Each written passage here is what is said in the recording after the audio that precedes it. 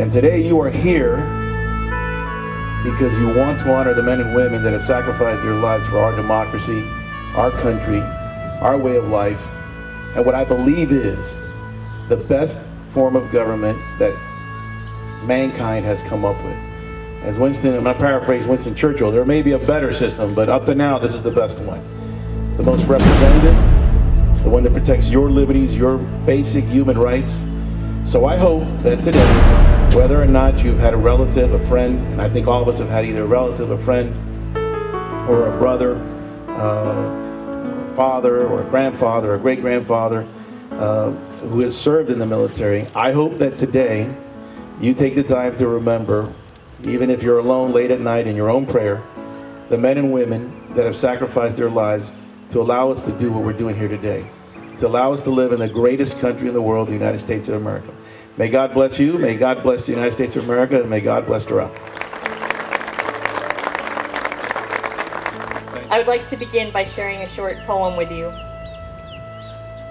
In Flanders fields the poppies blow between the crosses, row on row, that mark our place, and in the sky the larks, still bravely singing, fly, scarce heard amid the guns below.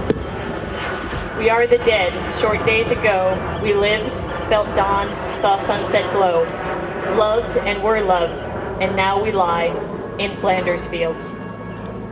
Take up our quarrel with the foe, to you from failing hands we throw the torch, be yours to hold it high. If ye break faith with us who die, we shall not sleep, though poppies grow in Flanders fields. On this day, in this year, I could think of no more fitting way to begin today's commemoration.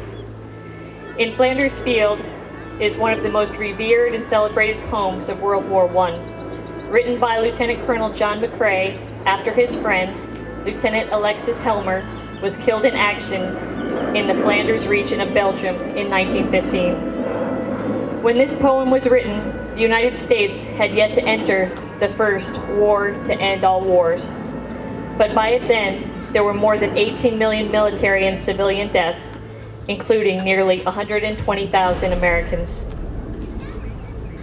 Last month, we began a commemoration of the 100th anniversary of the United States' entry into World War I. And as we mark that century milestone, and as we gather on this Memorial Day, we are again reminded of the true cost of war.